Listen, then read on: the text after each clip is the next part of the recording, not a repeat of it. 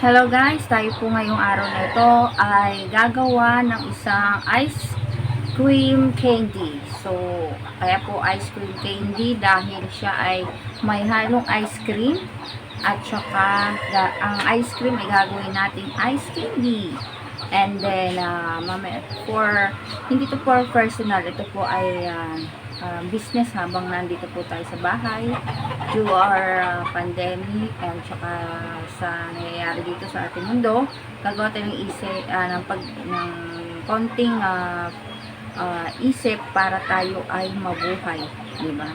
So wala po kasi ang work, so that's gagawa po tayo ng ice cream candy. So papakita ko sa inyo kung paano gumawa ng ice cream na gawin natin ice candy. Okay, so kanina gumawa na ako and then medyo pumalpak yung aking ice cream candy, hindi dahil sa timpla ko kundi dahil sa plastic na binili ko. So yun po ay ice candy plastic na yun, mga matagal ko na po yung binili. So after ako umuwi ako ng Dubai, binili ko na po yun. So year 2019 pa po yun or 18.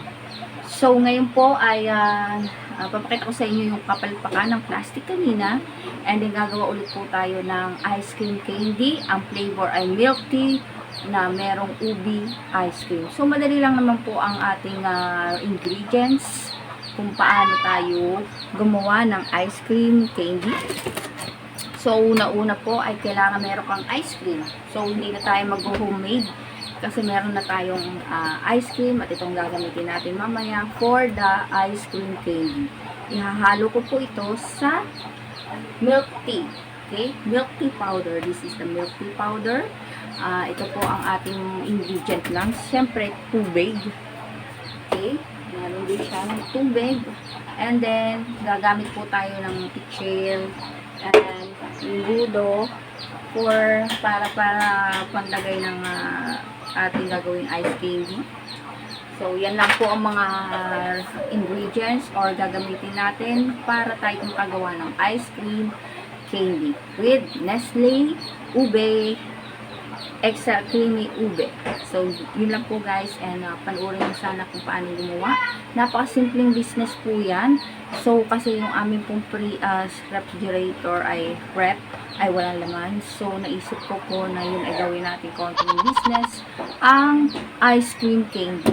So, dahil na rin po sa napakainit ngayon po, super napaka long summer na po ngayon dito sa Pilipinas. So, parang nagbabaliktad po yung weather natin ngayon. Dapat po ngayong May ay umulan-ulan na. Pero ngayon naman ay sobrang init. Ang high temperature po natin I think nasa 26 or 25 degrees. Malapit po tayo sa Taal Volcano. So, ganyan ang nangyayari dito sa ating sa Laurel, Batangas, kasi malapit po tayo sa Taal. So guys, panoorin niyo po kung paano akong gumawa ng ice cream candy. Ang flavor ay ube cream. So thank you, and nawa yung mga hindi pa po nag-subscribe sa aking channel Rider Cha, paki-subscribe, like, and comment po sa aking pong YouTube channel Rider Cha. Thank you, and God bless all.